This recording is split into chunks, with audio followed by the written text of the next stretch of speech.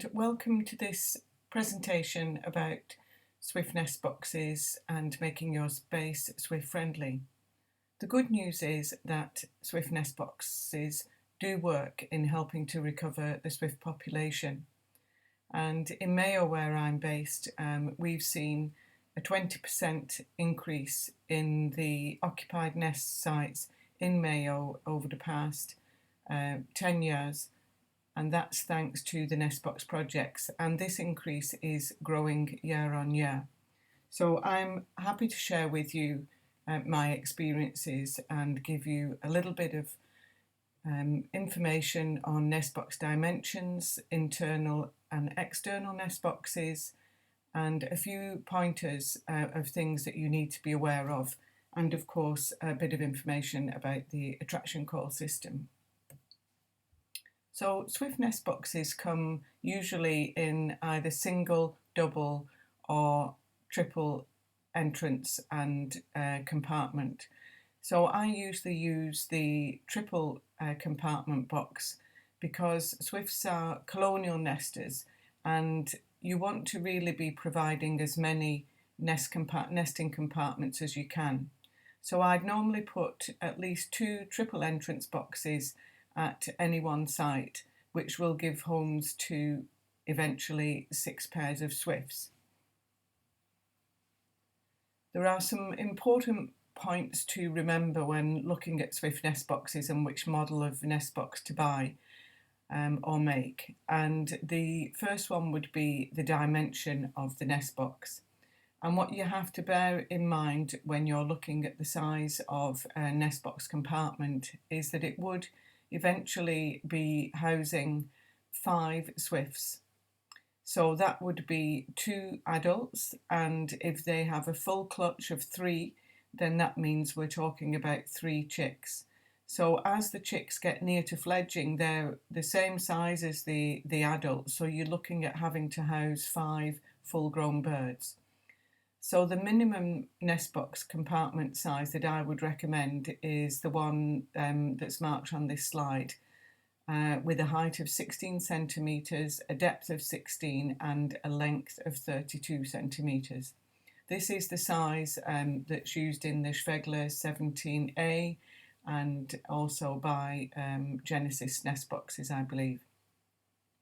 So what you also have to bear in mind is that the Swift chicks will be exercising once they get to about 4 weeks old.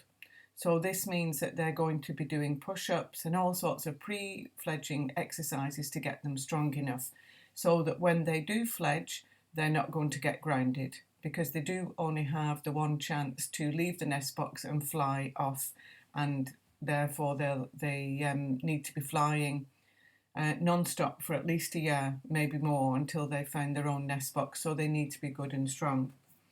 So the boxes in the image there are from the GMIT nest box project, and all of those are the Schwegler 17A. And here's a short video showing you the inside of one of those nest boxes. So here is a Swift chick exercising with its sibling sitting on the nest. So it's fully stretched out wings, and you can see that this Schwegler box, which is 32 centimetres long, is just about long enough. Also of interest is that a Swift chick's wing would measure 16 centimetres from shoulder to tip, just when it's ready for fledging. And when we're rehabilitating, that's one of the markers that we look for to make sure that the Swift chick is ready to be released. The white line along the feathers of this bird, along the wing feathers, that tells you that it's a chick. So if ever you found a bird on the ground that had white lines along the edge of the feathers, a Swift that is, then you could be sure that it is a chick that's grounded. So another important point is the entrance hole size. I measure my entrance holes with a micrometer, and I measure every entrance hole size before I install boxes. I find that there's quite a bit of inconsistency. So what you're looking for in ideal entrance hole size is 29 millimetres high by 65 wide. You don't want it less than 28 millimetres because swifts will struggle to get in, and you don't want it larger than 30 millimetres to keep starlings out, because starlings will bring in nest material that's unsuitable, and they will also be aggressive to swifts. The starling nest material is twigs and all sorts of things, and it just bungs up the nest site for swifts and makes it pretty unusable. The entrance hole as well, I feel it should be situated 5 centimetres from the floor of the box, which gives a little lip, so that when the chicks are looking out of the box, which they do from being about 4 weeks old, they're not in danger of accidentally falling out. I also, if I do get an entrance hole, which you can see here, the one on the photo is 32 centimetres, which is too big, I use a proprietary filler to reduce the size to the 29 millimetres. You need to be aware of a few things when you're installing nest boxes. So spotlights are a bit of an issue because as you see in the left-hand photo, there is a spotlight shining on that building, and it will blind birds when they're trying to exit any nest site that would be located in that building. So if you look at the top right photo, you've got a spotlight there which is facing downwards. Those sorts of spotlights are okay. That's not going to blind any birds trying to get into the nest boxes that are on the white walled building to the right. Flags can also be an issue if they're directly below a nest box, because waving flags can clip passing birds, and I've actually seen birds grounded by flapping flags. So if you do put flags up, be careful to secure them, as you can see in the bottom photograph. Also, locate boxes away from large plate glass windows. Ordinary windows don't appear to be much of a problem, but the big plate glass windows that you get in a lot of modern buildings are an issue. Nest boxes should be over 4 metres, and they should be open access so the birds can get free flight into and away from the nest site. You can buy nest boxes with either sloping roofs or flat roofs. The sloping roofs can be very useful if there's an issue with predators such as gulls or jackdaws that could sit on a nest and lean over and try and grab chicks from out of the nest. You would also, it's great to tuck nest boxes up under the eaves if they're flat topped, but if they're not tucked under the eaves, then if you've not got predators, then it can be okay. But if you can use a sloping roof box, if you're at all concerned about predators, then obviously that's the best solution. Nest moles are another thing that you could consider. I personally am not using nest moles at the moment because I feel that the swifts will build their own good nest, and the bottom right hand photo shows one of the new nest boxes I've put at GMIT without nest moles, and the swifts have brought in a large amount of feathers and grass, which will provide nice insulation for the chicks should the weather be cold. But nest moles do help to stop swifts from accidentally rolling their eggs out of the nest mole. So what can happen is when swifts are moving around in a nest box, they're quite clumsy, especially when they're new breeders. So having a nest mole that's got like a hole cut in it, like the one on the top right photo, this can actually help prevent that problem of eggs accidentally being knocked out of the nest. But what it does seem to be doing, what we've observed, is that if there's a nest mould, the swifts can become a bit lazy and they don't bring in any or much nest material. So whether this has plays a role in if the weather gets cold, is the wood insulating enough for the chicks? I don't know. But there's just 2 points for you to consider. If you don't put nest mould in, the birds will certainly bring in quite a lot of nest material. But if you do put the nest mould in, then you will be contributing to helping keep the eggs in the nest securely. So with externally mounted boxes, there's a big advantage that you can put them on any building, including private homes. This would of course be, suitable locations.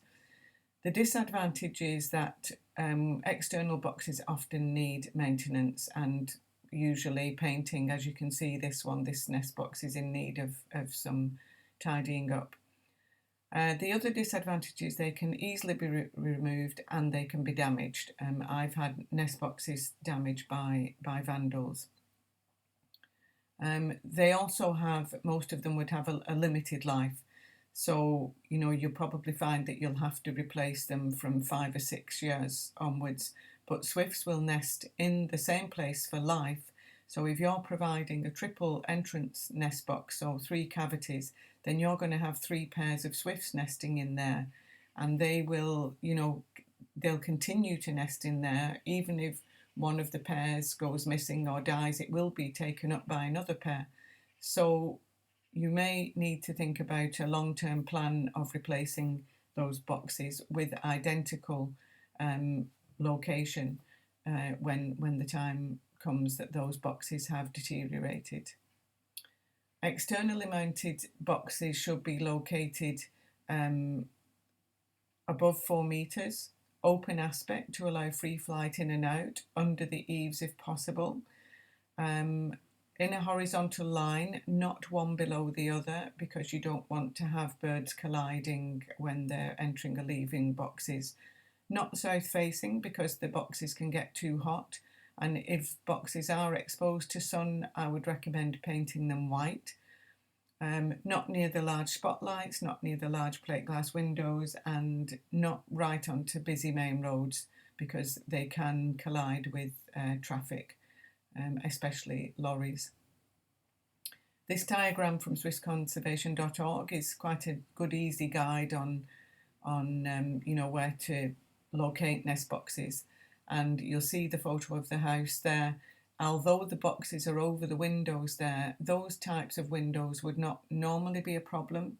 However, if you're worried about bird strike and you have no choice other than to locate them above a window, then you can put UV transfers in the window. There's a brand called Dr. Kolber, which is quite good.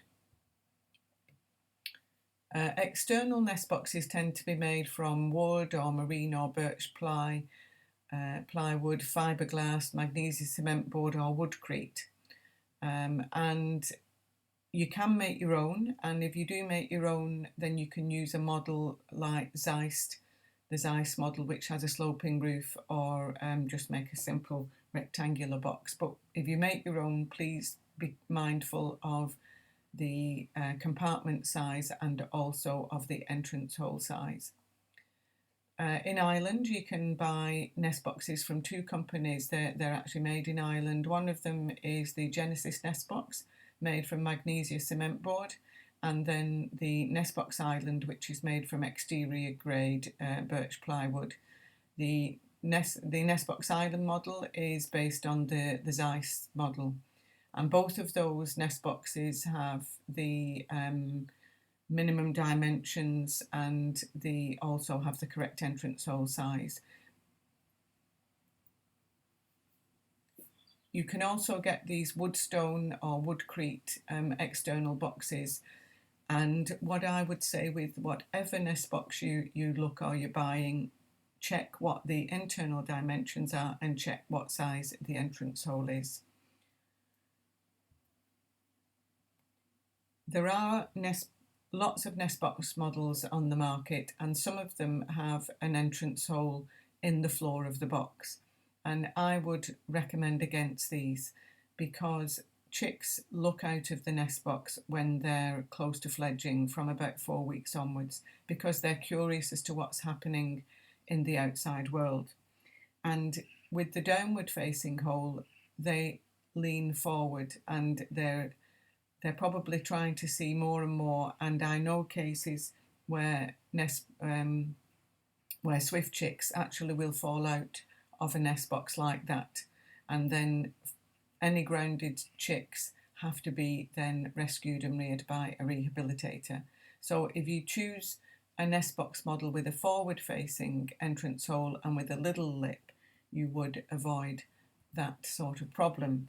And here is a bit of video from Save Our Swifts Cove, which is showing a swift chick that's very close to fledging and looking out of a box. This is in a Genesis nest box, which does have that 6 centimetre lip.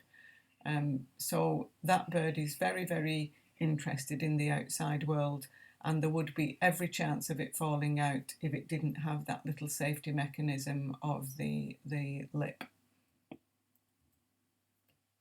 Built-in nest boxes are, in my opinion, the best way forward, because these are there for the duration of the building. So if you build nest boxes or have nest boxes built into a new building, they should be there for 40, 50, maybe 100 years. And so you've got nest boxes for life, and a very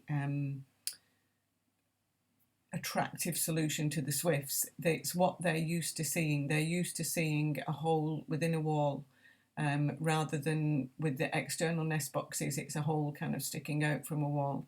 So we often get very quick take up of nest box projects where the bricks are built into the wall. And I tend to use two models. I use the Woodstone Swift Nest Box Deep, and the deep being quite an important word because they have another model which is slightly smaller than the deep model. It's very readily available. You can usually get them within a couple of weeks from the manufacturers or from NHBS. They're about 40-45 euros, and they're this very similar size to a cement block, so they're easy to install. The disadvantage is that the entrance hole size is a bit unreliable and can sometimes be greater than 30 millimetres, so they have to all be checked and adapted if they're more than the 30 millimetres. The other model I use is the Schwedler 17A, but you have to be careful with this because the availability is very, very long. If you order one of these boxes, you could be talking for 4 months before it can be reach you. And you must also be careful to order the special code 249572 from NHBS, because then you'll be sure to get an entrance hole below the 30 millimetres. It's normally 29 or 30 millimetres. If you don't order that code, then you'd get a larger entrance hole size of 32, which is not suitable. And also this nest box needs a lintel, which increases the cost of installation. So this is showing you the Woodstone as it's sitting amongst the cement blocks, and you can see that it actually fits in quite nicely. And here we have the Woodstone being built into a school on the left there, and you'll notice that there are little foam shapes in the entrance, and these foam shapes are there until the wall is rendered, and they're to help protect the entrance hole size. We don't want rendering going inside the box, and we don't want the entrance hole size made any smaller during the rendering process. So as soon as it's rendered, we remove the foam shapes. And on the right there, you'll see the Schwedler 17A being built into the Westport Town Hall, and those are slightly staggered. So you either have them in a horizontal line or slightly staggered, but not one below the other. On the top left-hand photo, you have the finished building there, and you can see that there are lights underneath the entrance hole, but those are diffuse lighting, and they're not going to blind the bird when they're entering or exiting the nest box. I just want to point out the downpipe. The downpipe's not an issue. The only thing you must be careful of is that the little hopper box at the top of the pipe should have a lid on it to avoid any birds, swifts or any other species of bird, actually falling into that hopper box. And the call is located near one of the lights, so all calls should always be located as near to the entrance holes as possible. Just a quick bit of video of Castlebar swimming pool, where we built in Schwegler 17As, which has provided 24 entrance holes, and within 3 years we have 15 of the 24 occupied, and we get amazing screaming parties there already. So the uptake in this project and other built-in nestbox projects is usually very quick. Within 1 or 2 years, you've got a good-sized colony, whereas with many external nestbox projects, the uptake can be a little bit slower. So finally, just about attraction calls. They are an essential part of any nestbox project, and the call speaker should be located as close to the nestbox entrances as possible. I use a marine waterproof speaker for the built-in projects, and for the external I put a speaker into a little waterproof box, and then the speaker cable runs to an amplifier, which is usually located in a little room inside, like an office or a boiler room or somewhere like that, where you can get access to turn the calls on. And you want to play them from each year, from May to September, until all of your boxes are occupied. You can remove the calls when you've got 1 or 2 pairs in residence, but it does slow up the occupancy rate. If you play the calls, it kind of somehow speeds up the occupancy rate, and playing the calls does not disturb birds that are nesting in any way. You also need to get a National Parks and Wildlife Service law licence. You can apply for your own through their website, or if you want to, you can be associated with Swift Conservation Ireland, and we submit a list annually of projects to them that are covered by our licence. And finally, here are a few sources of information. You've got all sorts of documents on the Swift Conservation Ireland website, swiftconservation.ie. There's a copy of the Birdwatch Ireland Saving Swifts there as well. And then you've got swiftconservation.org and Action for Swifts blogspot. You'll find lots of valuable information on swifts through those websites, and also on the Birdwatch Ireland website as well. So thank you very much for listening, and I wish you all success with your future nestbox projects.